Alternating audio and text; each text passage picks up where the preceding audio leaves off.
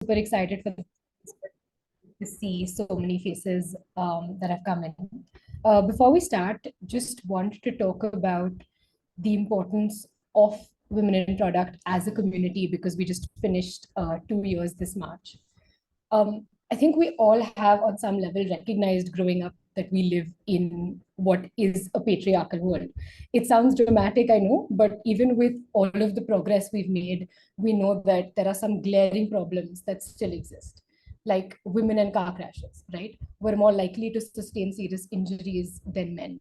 I'm sure all of us know at least one person who is too short to sit in the driver's seat of a car, where you have a friend or a family member who has that experience where they have to sort of pull the seat all the way up to the steering wheel and they can barely like look over the dash, right? That's again one of the reasons that's not the ideal position to be driving in, which does contribute to a lot of these injuries, because when they were building cars, when they're testing the safety of a car before it goes out into production, all of that does come from a male view. We also know that women are more likely to receive serious medical diagnosis later than men.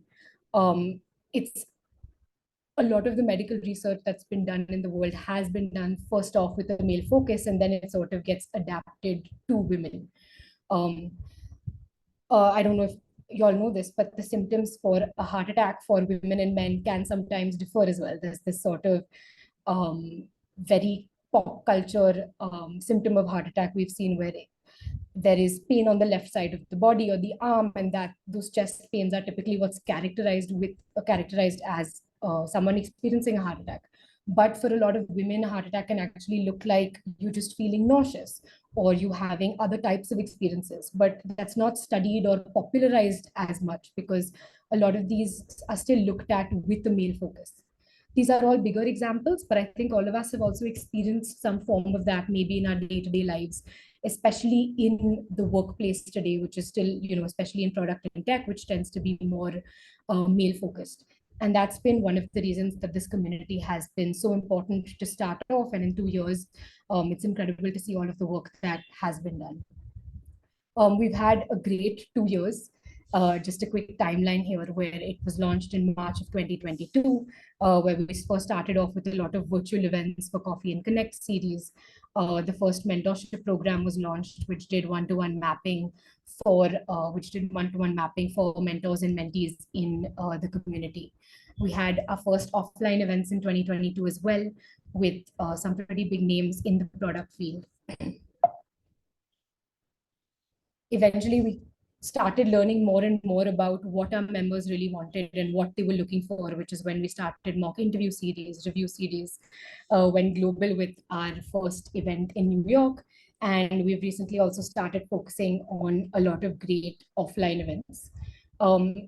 At a high level, the pillars that Women in Product focuses on are learning through online events like this one, growing through the mentorship program that I just mentioned, and networking with online and offline events, and creating that community via the WhatsApp group we have that allows people to really connect and talk about whatever they want, ask for the help they need, talk about the challenges they're facing. I found my house in Bangalore because of the Women in Product community.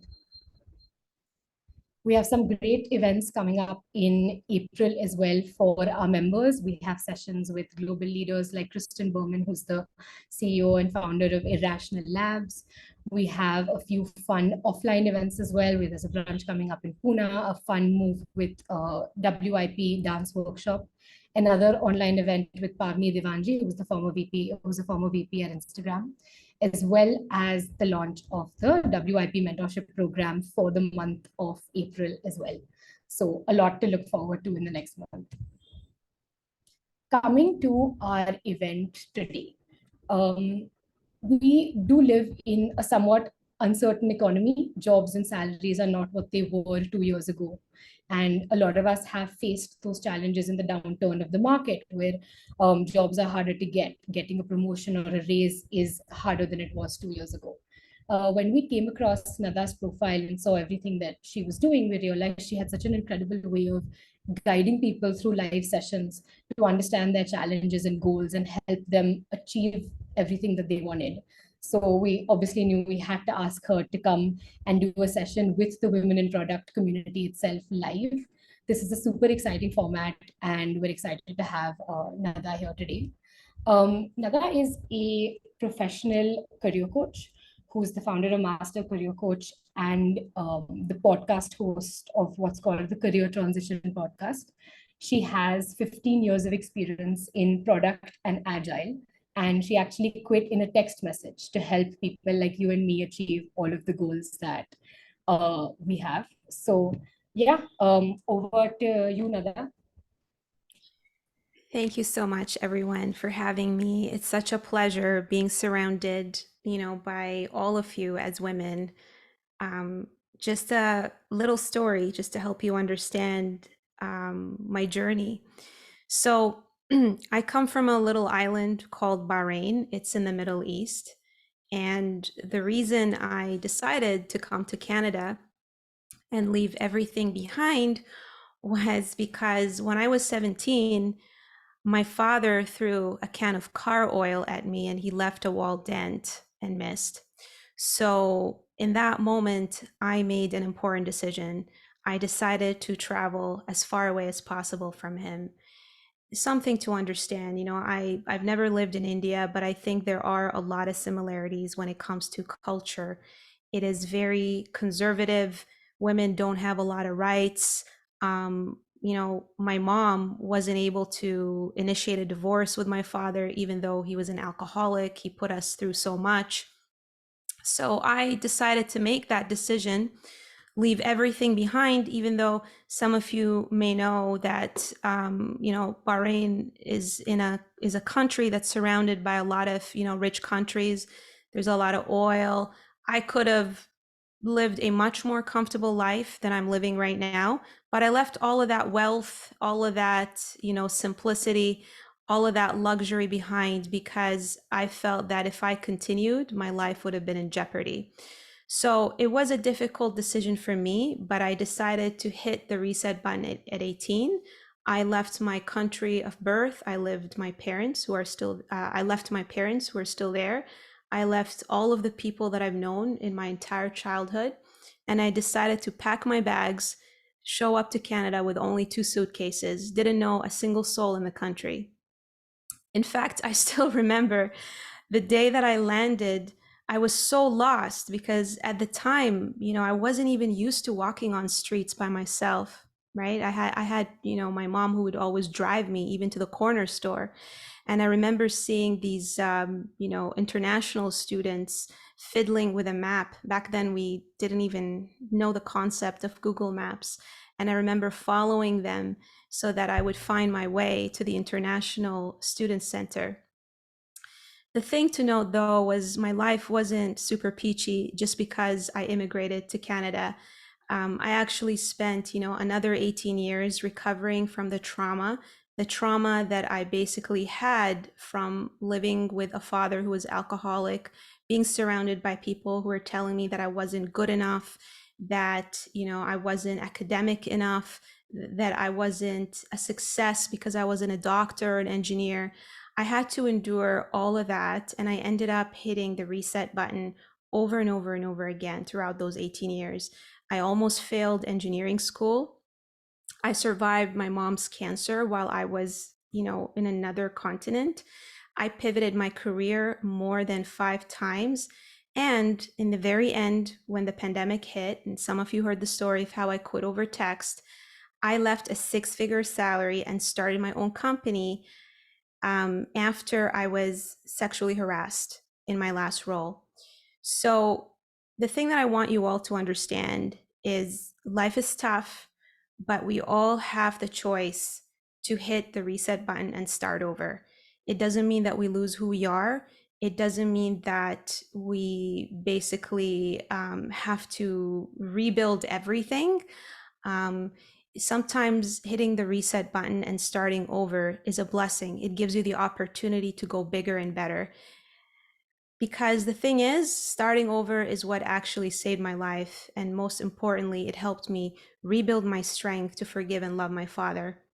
So I wanted to share that when I ran away from home at 17, I may have felt trapped and disempowered, but today I'm happy to say that I feel incredibly fulfilled helping people create a better life by also starting over and figuring out their career sweet spot, their zone of genius, as well as maximizing their pay, all through the power of storytelling. So I'm excited here to be here with you all and help you, with your stories, answer your questions so that you feel as empowered as I have been blessed to feel. Thank you. Thank you so much for sharing that. I think it's an incredibly inspiring story. And I've looked at your profile, but still amazed to see how brave you've been to hit the reset button so many times, which I think is terrifying for at least me. But it's so inspiring to see how far you've come. Thank you so much. I With appreciate that, it.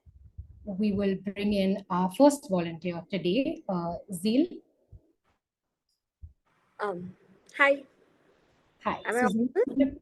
Yes, you are audible. Right. So just a quick intro on what we're going to be doing here today.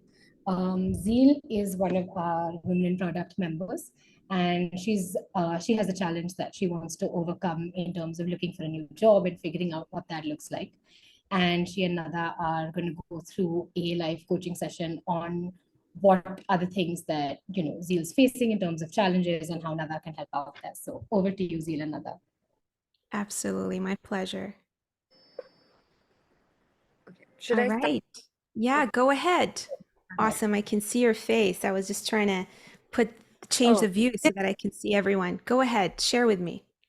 um, so thank you for sharing your journey, by the way. It's extremely inspiring, and it's great to know that, resetting multiple times is possible. I think I'm in that phase where I am kind of resetting or recalibrating what I want to do. So in the past 5 years, I have 5+ years of experience where I have been in advertising, I've been a product manager, and at this point, I am trying to transition into something that involves technology and social impact, and that feels like a whole new space that I've never entered before. So the struggle I'm facing is to kind of really figure where I fit in, what to even do to approach this new area that I'm kind of looking at. Wonderful. So tell me a little bit more about where the background of your career, like you mentioned advertising is what you've built authority in. Tell me more about what it is that you've been doing. Yeah, so for 2 years I did advertising. I worked with one of the leading agencies in India and worked with very interesting brands like Nike, Lenovo, Smirnoff, and it was fun. The creative part was extremely exciting, but at the end, it felt like I felt unhappy because I wasn't selling something that I believed in. It felt wrong. Mm. And that's kind of why I wanted to shift to product management, where I thought I would have more agency of the kind of things, the kind of quality of products that I'm putting out there. And that's been a little bit of a journey of around 3.5, 4 years ish, where I've worked at a lead generation, AI lead generation company, and then transitioned into a company that I really enjoyed working at. It's a mental health app, and while it was great, I wanted to, like, it did meet the technology part, it did meet the doing something good part, something that I strongly believed in. I just wanted to do more, and I want to do more and not just solve a single problem but look at multiple problems. Wonderful. So when you were on that, working on that mental health app, what are the sort of things that you contributed to in that role? So I did quite a lot of varied tasks. It was a startup, so it was, kind of really fitting in wherever there was a need at that time. So I did work with like community building, network building. I looked everything in the back end, which was getting the content out there for the app, which was like based on mini therapies. So I kind of handled that. I handled how the whole support, the mental health support kind of looks like for the user, and executed it, optimized the process to kind of um, reduce the delivery time by more than half, and at more than half the cost as well. So that was something, and I scaled the operation as well. So there were multiple areas, but this was one of the largest things that I kind of looked at. And are you still with them or no longer?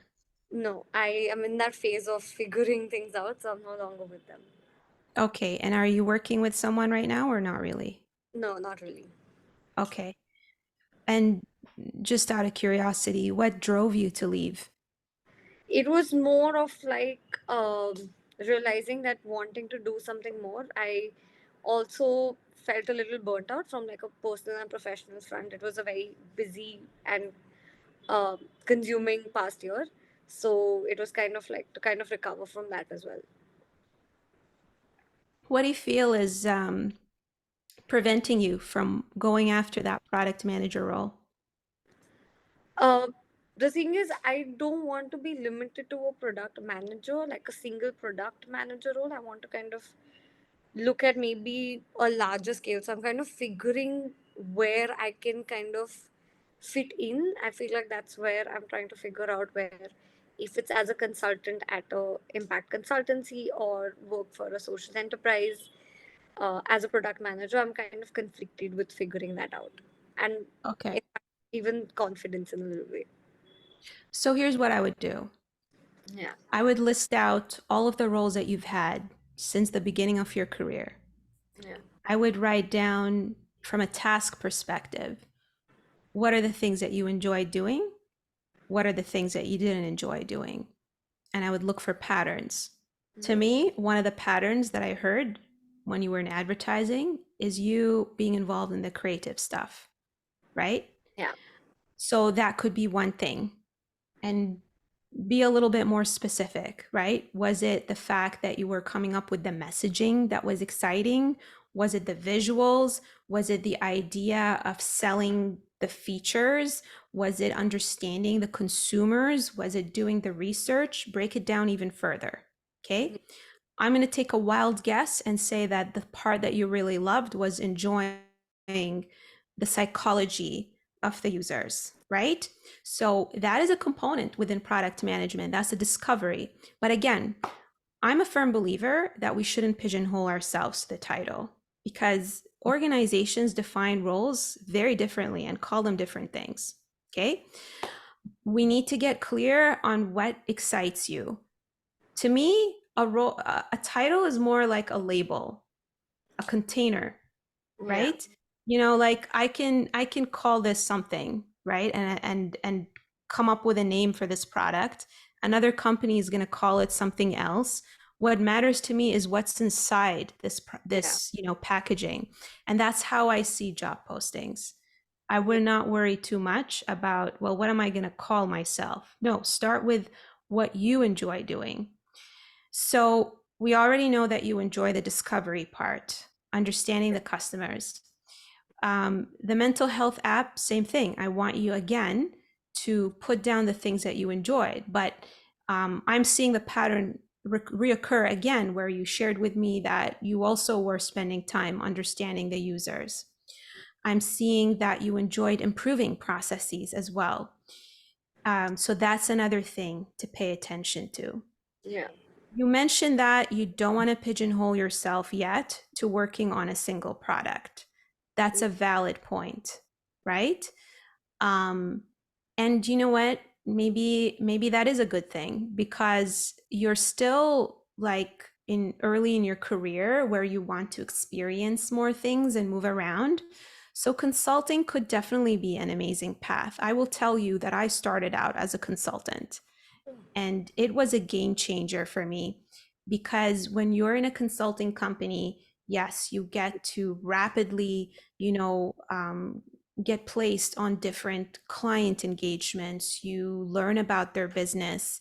And if you are so much about, I want to learn about the business and I want to learn about what clients want and their desires, and I'm not super hung up on the implementation, consulting could be an amazing role for you. And it doesn't mean that you have to commit to it for life. You can try it, you can learn a lot, and then you can move on like I did, right? I'm grateful that I was a consultant for a couple of reasons. It definitely strengthened my ability to ask the right questions, to work with different stakeholders, work with difficult people, manage conversations, be in my comfort zone where I just have to figure it out, even if I don't know. So if those are things that get you, ooh, that sounds exciting to me, I would encourage you to explore. And the other thing I wanted to say is work on how you communicate your story, because when you described it to me, like, I'm trained to pull those insights, but a recruiter is not going to fish for that and connect the dots for you. So I encourage you to really work on the way you tell your story and translating it to how you solve organization problems. Yeah, got it. Yeah, what you said about being like, I do get really excited about solving complex problems, no matter whatever it is, in whatever area. I kind of find that very exciting. And the creativity aspect, and the user psychology, understanding like the core of why people behave in a certain way and using that to kind of creatively uh, have a positive impact, is what I actually find very, very interesting. Absolutely. And then a quick question for you, just to clarify this a little bit more. Yeah. Everyone has intrinsic motivators, right? So there's external motivators, there's intrinsic motivators. External motivators are things like money, right? Yeah. While money is important, a lot of us value or are motivated by internal things like curiosity, acceptance, power, mastery, right? So I'm going to throw a few at you and you tell me which one resonates with you the most. So, curiosity, investigating and thinking about things, learning about things. Yeah. Acceptance, people around you accepting you for who you are. Power, you being able to influence, make decisions. Relatedness, getting along with the people who work with you. Goal, you need to feel like your work has a purpose or a goal.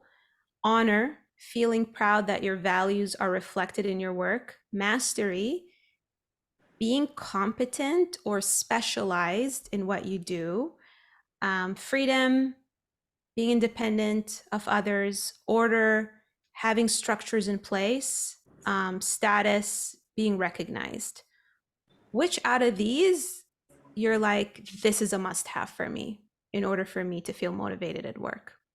The goal, like, it needs to have a purpose, it needs to have some goal and like impact. Wonderful. Wonderful. Yes. So that can exist in product management, and it can also exist as a consultant, for sure. Yeah. So I would really do that exercise where you're writing down all the things that excited you in your roles, and then come up with a decision-making criteria and say, these are the things that I must have in my next role. And when you start looking at job postings, when you start looking at what's out there, don't judge the job based on the title, judge it based on how close it matches your decision-making criteria. Yeah, got it. And for consultant, like, I think one of the struggles is to be able to go into an entirely new field, and I'm not sure how to approach that, where it feels like an entirely different space to kind of get in. You're going to learn. They don't expect you to know at a deeper level what the business problem is. I would encourage you to practice asking questions, because that's important. Yeah. Whether it's consulting or outside of consulting, you're not meant to be an expert in the company's business, right? Like, I was asking you questions too in order to get to know you and help you, right? So if you want to be able to help someone at work, whether it's a client, whether it's a team member, whether it's your boss, it's not about knowing, having all the answers. It's about asking the right questions. Don't Got be it. afraid to ask questions. Got it. Amazing. One follow-up question that I have here, right? Now, one of the things that you said was about how we tell our story that really matters, because obviously Absolutely. you have maybe skills in a specific context as like a product manager at a startup, but naturally some of those skills are transferable as well. and a lot of how we portray ourselves depends on how we tell that story. What kind of advice do you have on how we can learn how to tell that story better? Yes, 1,000%. I can share, resources later, and this is something that I definitely also talk about in my podcast and my YouTube channel. I have an entire training on how to shape your origin story or tell me about yourself.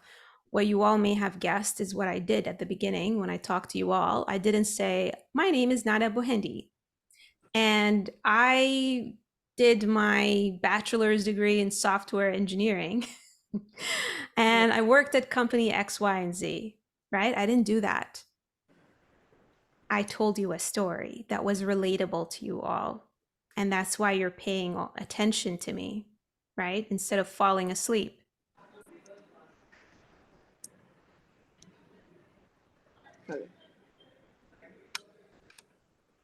Thanks, Mother. Yeah, I makes sense. think she Sorry. she did on the call. Yeah, she's back.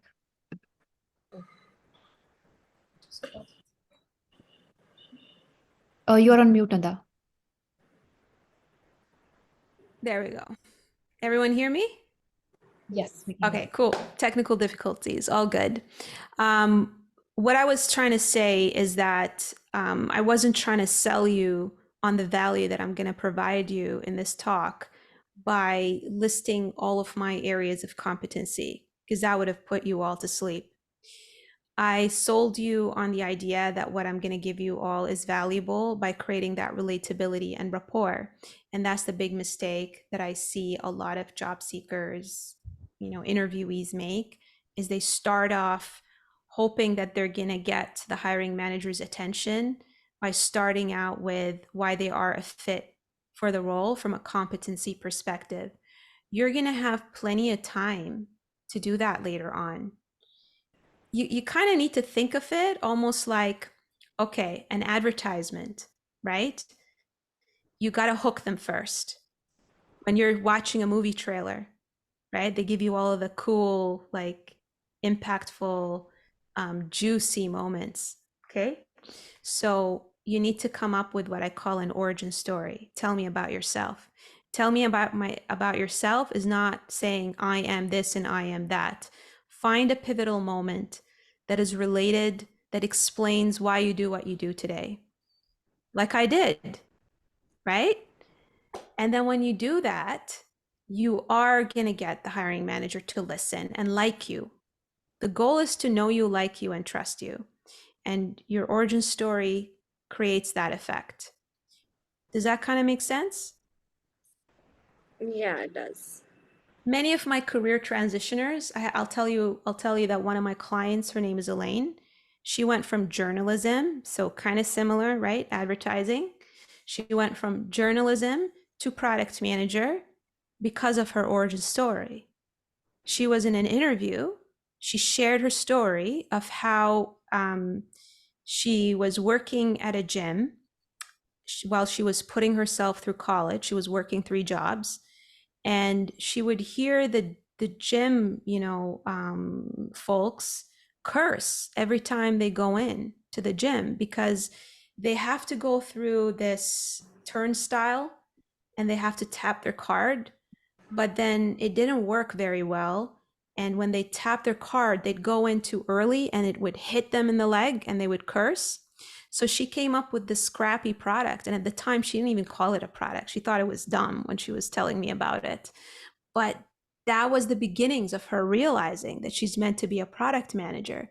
And the way she told her story to the interviewer, that made him crack a smile, because who can't relate to someone trying to put themselves through college? Many of us do that. We take, the waitressing job and the side gigs and the side jobs just to put ourselves through college.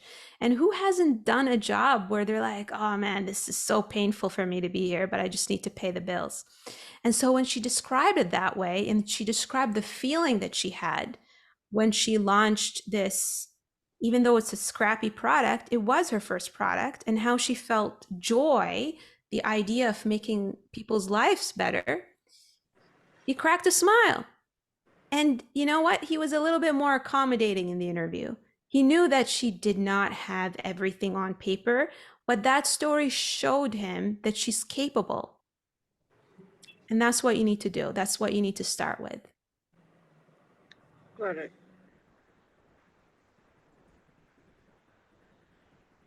Awesome. I think that was quite helpful. I have some direction to kind of plan things, and you're right about the origin story. I do plan to work on it. Yeah, absolutely. And I'm gonna drop my podcast link in the chat, and you all can check it out because I have multiple episodes. Oh, this is not the one that I wanted to share. Let me see. Copy, paste. There we go. That's the link to my podcast. You can check out the different episodes. You can look at the one, season 2, episode 3, where I talk about story selling your experience. And if you follow me on LinkedIn, you are going to see some of my events where I talk about your origin story. So definitely check it out and give me a follow so that you can check out some of my content. Definitely. Amazing. Thanks, Nada. I agree with Zeal on the importance of the origin story. I don't think it's something that ever occurred to me when I was interviewing that I'd actually talk about Exactly. myself beyond just, okay, what are your hobbies? What do you like to do? But obviously that like first maybe 5 minutes in an interview when you're kind of pitching yourself to them, if you're able to get them hooked outright, that is going to have an impact on the rest of the interview as well. So thanks for sharing. Absolutely. Great tip. You're very welcome. Great. We have our second volunteer of the night. Aditi, do you want to just unmute, maybe introduce yourself and then explain what specific problem statement you're here with today? Yeah, so thank you first for the opportunity. And hi, Nada. It has been a lovely 30-minute session. It's just, the authenticity with how you shared your story. One is super inspiring. And then the challenges that you shared, and what Zeal shared. So really encouraged and very excited about this session. So the question or something that I have been wanting to learn for the longest time and I failed miserably at it is self-branding. I would love to learn about how to brand ourselves. One, maybe within the company, and then second, even outside over LinkedIn. I'm I think originally I have been an introvert person, but of course with time you learn to learn to be a bit more extroverted, but I think that tendency kind of stops me. So what I would love to learn from you is the why, the how, and the when of self branding. And then one thing that, just to be more specific, one thing that I've been struggling to do, especially over LinkedIn, is, what to share. People would have already know this, so, it'll just come across as self-bragging or, oversharing about your life. Sometimes I also end up not sharing because I feel like, what will people think? What will my colleagues think? Stuff like that. Or maybe it's just outright dumb, as you said before, an experience from the friend that you were talking about. So I would love to learn how to unblock these limitations and how to self-brand myself better. Yeah. Wow, that's an amazing question. And ironically, I had just brought in a guest speaker last week, where we talked about how to self-promote yourself in the workplace. And this is an amazing friend of mine who works at Logitech as a leader. And she has an incredible story because, again, going back to the theme of women and what we have to go through. So what happened was, and I'll share, the link to the live with you all. But what happened was, she was working at an organization, a big tech organization, and she was coming back from maternity leave, and her organization, she was up for promotion, and her organization basically kept telling her she's not ready, even though all of her allies were saying that she's ready, and she hit it on the nail for the performance review. And they just kept saying, well, there is this little something missing. After some digging and back and forth, they basically tell her, oh, yeah, well, you just had a baby. You should just take a step back. And she was in shock that they were making that decision for her. So she ended up leaving, and she is now at Logitech doing amazing things. But she also had to haul her entire family to Switzerland because of that.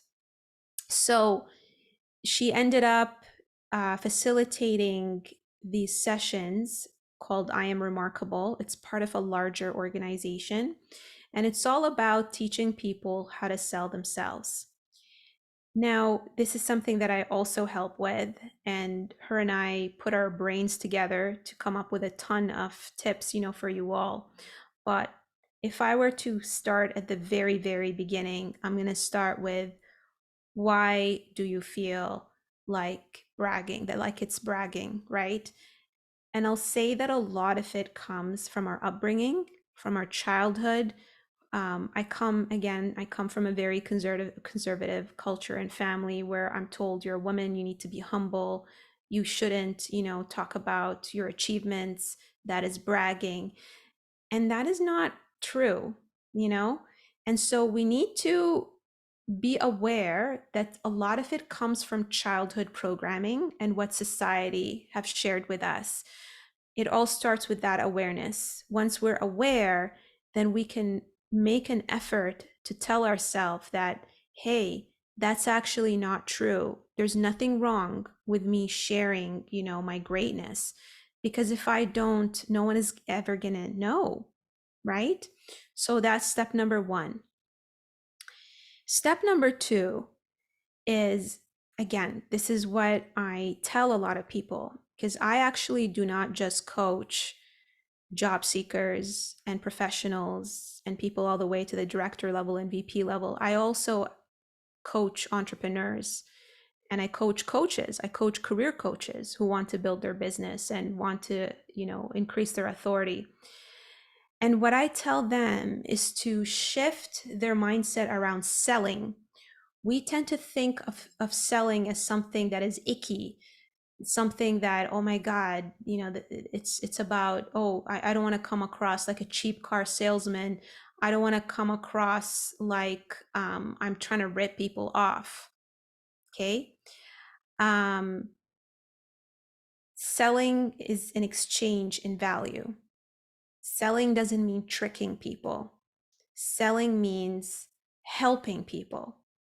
That's what it means.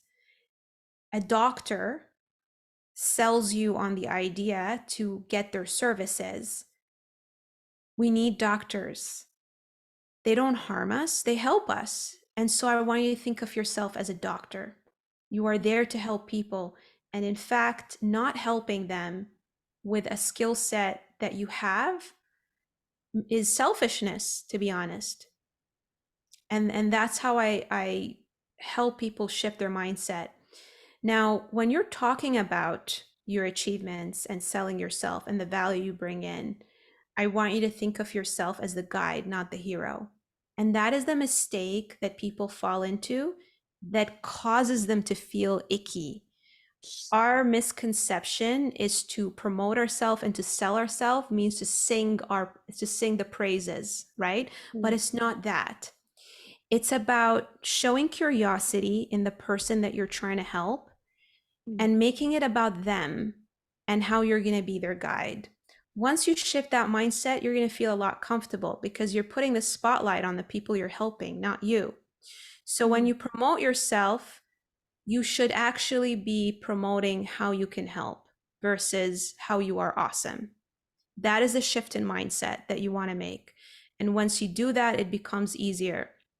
So when you build your brand, when you write your resume, when you interview, talk about how you helped people solve their problems.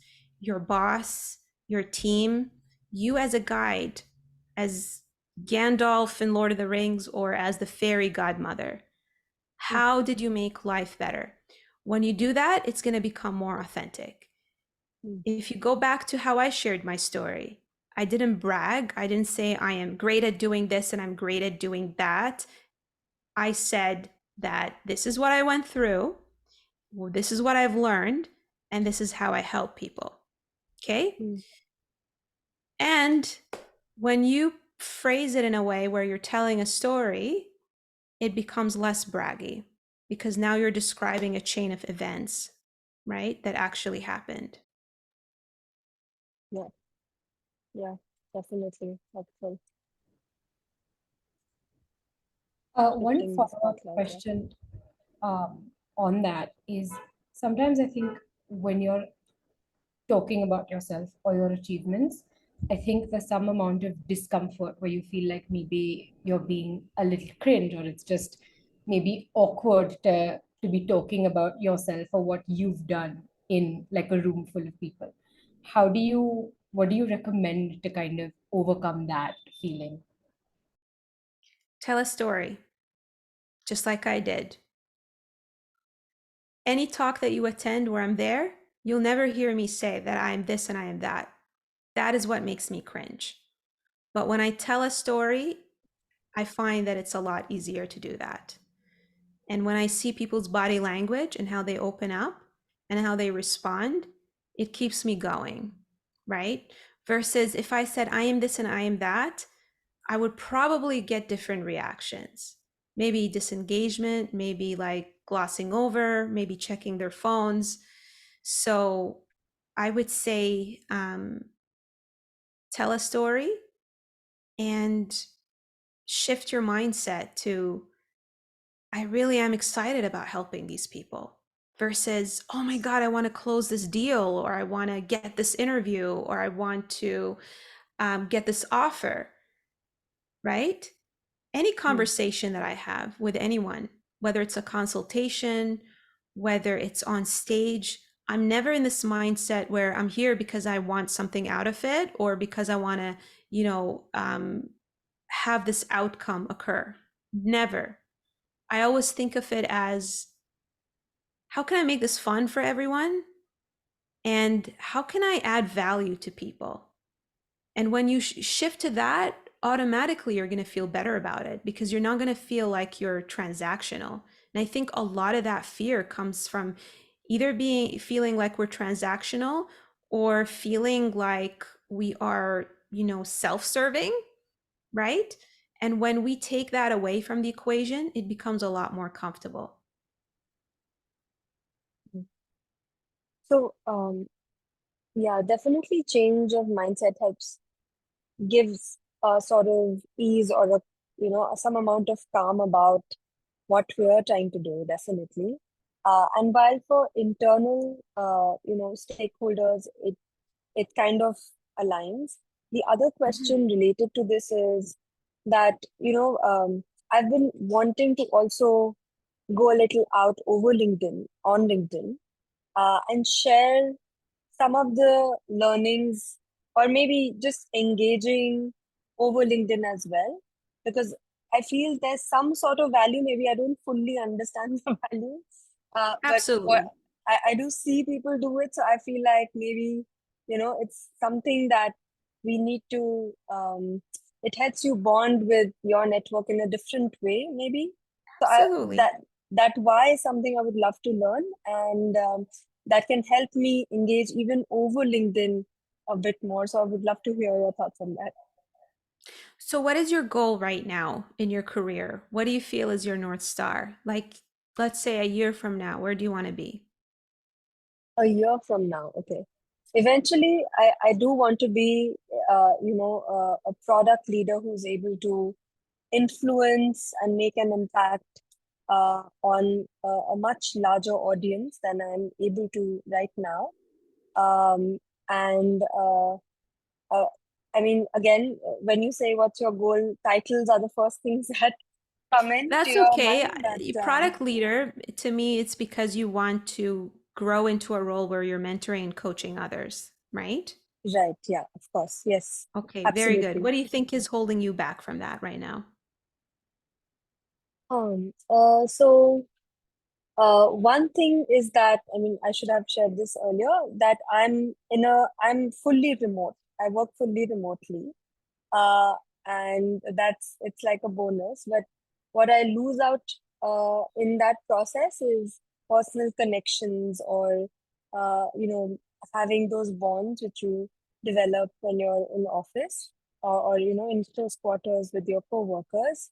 What I also feel, and I'm fully remote, not in Bangalore, which is like the tech hub in India, and that's the other thing that I feel that is I feel like it's a disadvantage for me, that maybe the Mm, grass is always greener on the other side. That if I was in a Bangalore, if I was in a San Francisco, I would have been, part of the hustle and the with connections with the right people. So I feel those are some of the driving factors for me personally, where I want to be connected. And I do work with the global company, so I do have people and connections across regions. So that's also another aspect of it.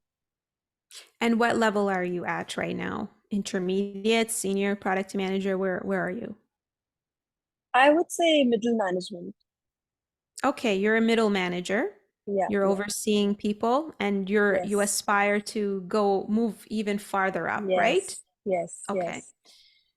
Yeah. So I'm hearing that some of it is we are remote, hard to create those bonds with people, the deeper bonds, right? Yeah. Is there anything else? Like, have you gotten any feedback from your company in terms of have you had conversations or expressed desire around moving up at all? Yeah, absolutely. And I do that quite often. I Mm-hmm. was, in fact, told when I was going fully remote that I will not see good career growth. However, based on the impact that I was able to deliver, my management has been very, very supportive of this Very good. decision, and that has helped me a lot. And in fact, I did reach out for mentorship from few of the execs in the company. Two of the execs in the company actually know me by name, and they know what work I do as a result of that. So I have been able to show impact, deliver on impact, but I still feel like, that I don't want to miss out on, or that maybe it's FOMO, but I still don't want to miss out on the value of having that sort of a network. Gotcha. Gotcha. So I'm hearing that all the right things are in place. I'm hearing you're getting recognition. I'm hearing that, people know you. Um, but is it really just that you wish you were co-located with people and you're getting that physical interaction, or is there more to it? Like, is there a fear that you have that you might not get promoted or move up? Like, what is going on? Yes, I think that must be that is there. Like there are Mm, fears about not getting your due recognition, or not mhm. getting um how would I'm just trying to go deeper into this. Uh, I think there is definitely the FOMO aspect of um, having the right connections, I would say. Maybe it's about Mhm. that. I'm not super sure, And but where is that coming from? Like, have you noticed something? Like, what triggered all of this? I think it is. I feel at some level it's the victim consciousness that, oh, I cannot be physically co-located in these Has hubs. anyone ever said that to you, or was there a situation where you felt like, man, if I was there in person, it would have been different? Um, People have said it to me. They have. Okay. Okay. Uh, yeah, and one of my managers has said it to me multiple times. And what is their So solution?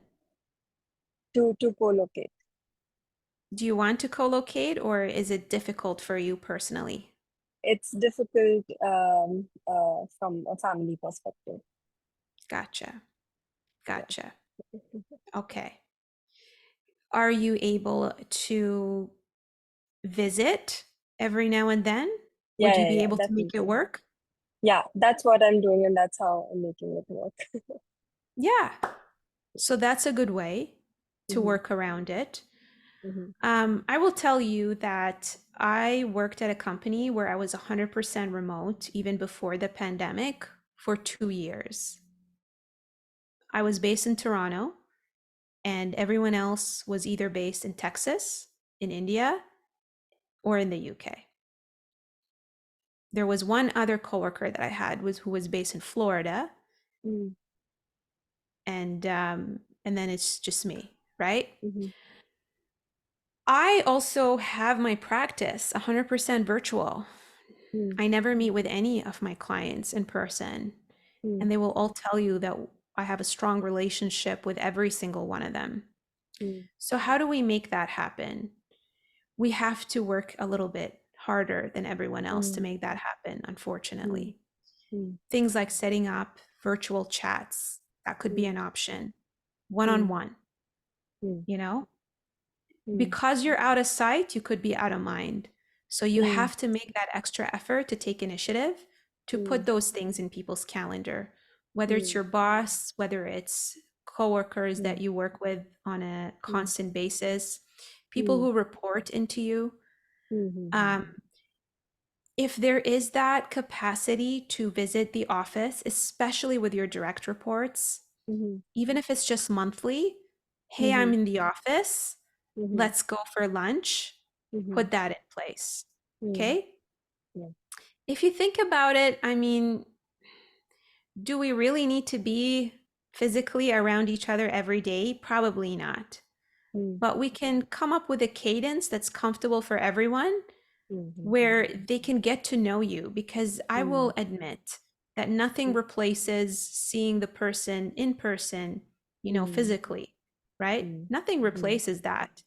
mm, But mm, we can mm, create a feeling that's close to it as possible, whether mm, it's through reach outs, virtual chats. Maybe we need to have more touch points, whether it's mm, an email that summarizes what we've done for the mm, day. I mean, I have team members who are virtual, and mm, every day my team members send me a little summary that makes me smile. And they'll say, mm, hey, these are the things that I worked on today. I just mm, wanted to let you know. I hope you have a great day. You mm, know, mhm, and don't be afraid to actually talk to people about their personal stuff, like if they mm, have a birthday coming up, or mm, if mm, they just had a kid, or just say, mm, hey, I hope your kid is doing well. mm, We tend to sometimes, again, cultural thing, right? We mm, overly stress the work aspects that we forget to mm, actually mm, make conversation and take mm, interest in people's personal stuff.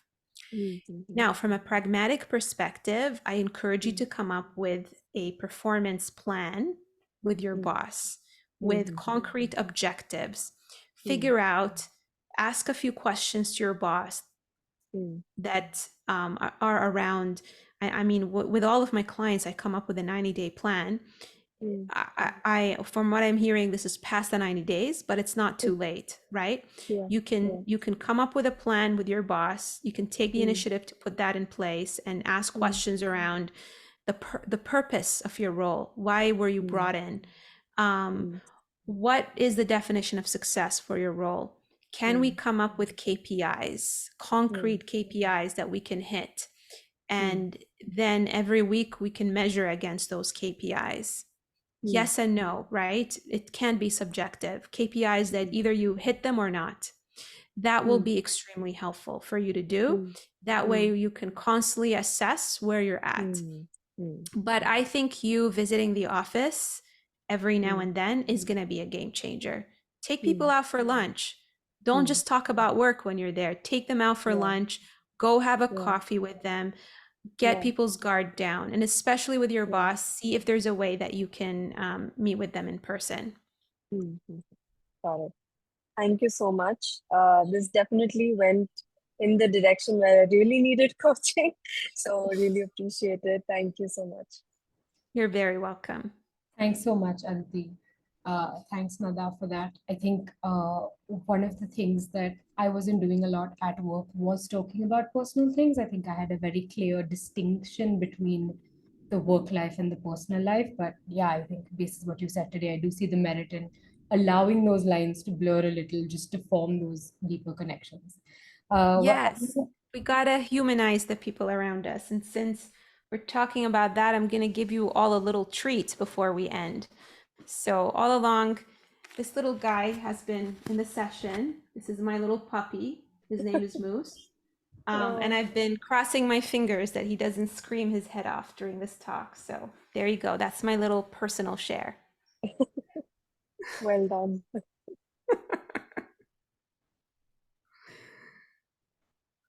Thanks so much, Nada. We have one question that came up in the chat. I think maybe we can just end with yeah, sure, sure. Basira, do you wanna just unmute yourself and ask the question?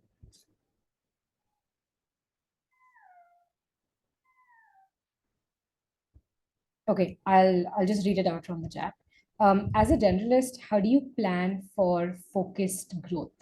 The skill sets that you work on for multiple projects, some of them will be successful, some of them may not.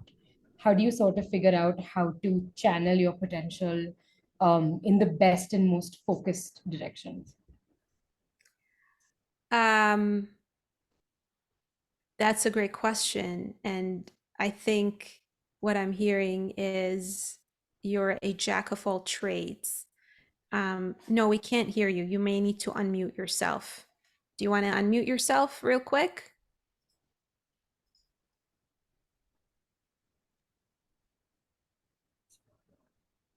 Oh, no, we can't hear you. I see your mouth moving, but I guess your sound is not working.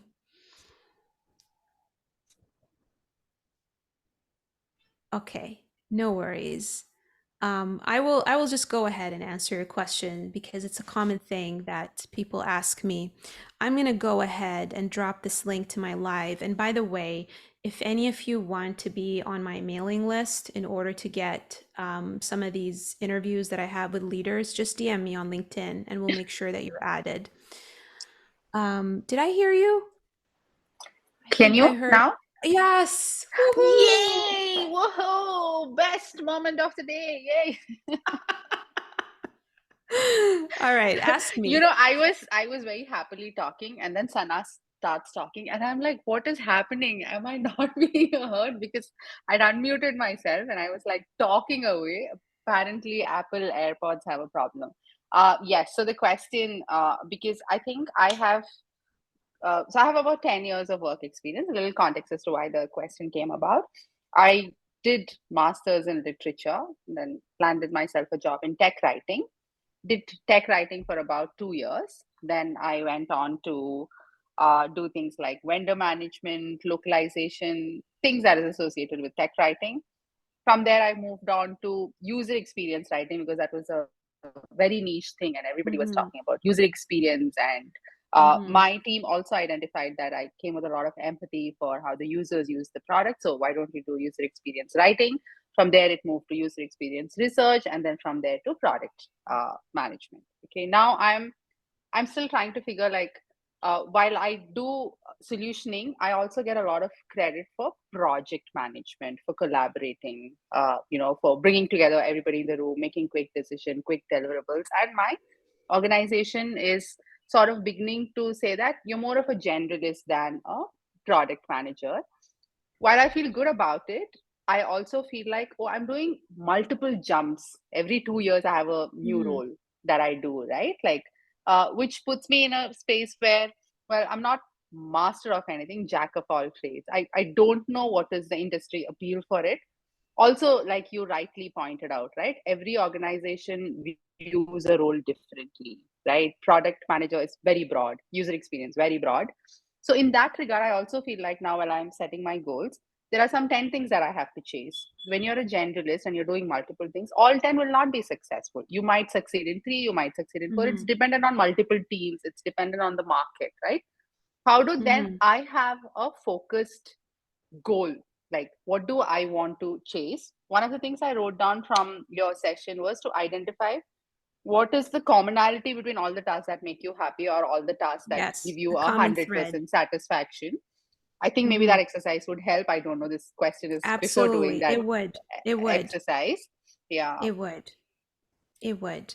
And another thing that I share with my clients when they start with me is a career archetype quiz that helps us really figure out what their North Star is and what we're going to focus on. So, this is a common issue that people have who are jack of all trades, is they feel that they have to let go of all of the different things that they're interested in order to specialize into something or portray themselves as specialist. I think a lot of you may have picked up on this. I am a jack of all trades, right? I mean, I just said to you all that I help entrepreneurs, I help job seekers, I consider myself a product manager, an agile coach, a copywriter, a marketer, a salesperson, all of these things. Me speaking at an event or offering my services to someone doesn't mean that I have to change myself and give up on all of the different things that I enjoy. What I can do, though, is only talk about the things that they care about and are relevant to them. Before getting on this call, I was working with a director level client who is in the world of academia. He manages multiple school districts and trains teachers, and did a TEDx talk. And when we were putting together his resume, he said, "Oh my God, we're not really we're only talking about these things, and what if they find out that I'm in academia and I'm in a school environment, and this, and what are these corporate people going to think?" I'm like, dude, you're not lying by leaving out information that they don't care about. Do they really care about you working in a school district and how a school district is formed? Or do they care that you facilitated workshops? Do they care that you did a TEDx talk? Because those are the things that are transferable. So the big thing for you is figuring out what you want to focus on next. Focusing on something doesn't mean you give up everything else for life. It just means at this moment, I'm going to focus on that one thing. Second thing you want to do is you want to understand how to articulate your superpower versus trying to talk about all of your strength. They end up competing with each other. So figure out of all of these strengths, which one is your superpower, and talk about it a bit more. Make sure that this superpower that you choose is relatable to product management. Understand the product manager avatar if that is truly what you want to get into. So a product manager avatar is someone who has an entrepreneurial mindset. They love products. They're very curious about how they work. They want to improve people's lives by coming up with features. They are very good at asking the right questions to customers and understanding what they need. And they're very good at working with different people in the organization to align them and make a decision on what approach or direction the product is going to go. If you build a narrative around that and you focus on the transferable skills and experiences that match that and get rid of everything else when you are having a conversation, you're going to come across more as a product manager. But if you're giving your life history and your career history and talking about every single thing, then you're going to overwhelm people.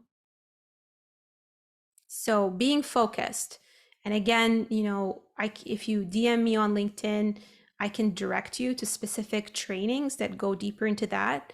It's just really hard to talk about such a big topic in a short period of time, but I'm trying my best to give you all, as much direction as possible. But if you want to go deeper, then just message me and I can link you to the right episode or the right YouTube video that I have. Yeah, I'll do that. Thank you. This does give direction. I think I'm going to sit and do that exercise over this weekend on, like Absolutely. Mary Kondo my skills. Like, Yes. Oh my God. Oh my God. I actually use that analogy. You're like a mind reader. Crazy. Thanks, Nana. It's very helpful. You're very welcome.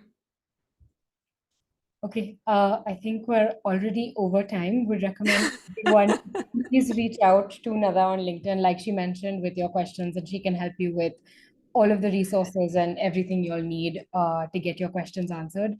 Thank you so much, Nada, for taking the time today. I think this was extremely valuable and great to see you sort of provide those insights to the members of our community. Thanks so much for taking the time. Absolutely. And just to let you know all, I have an upcoming event next week on Tuesday. It's literally at this time. So right now it's 12:09 p.m. Eastern. And so Tuesday it's actually 1 hour from now. My mistake. So Tuesday, 1 hour from now, next week, I have an event on basically where I'm interviewing, funny enough, the lawyers that helped me immigrate to Canada.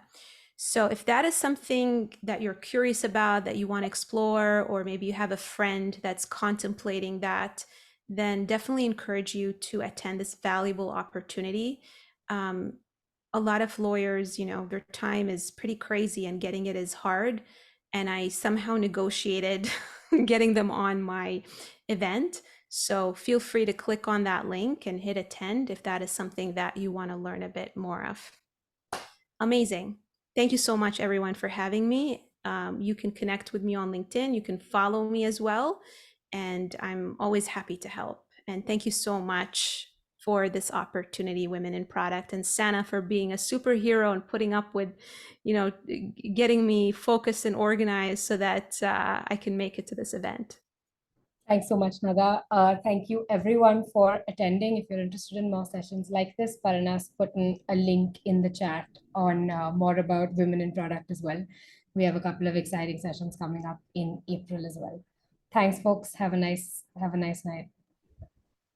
Thanks, guys. Good night. Thank you. Bye. Thank you. Bye, Good night. everyone.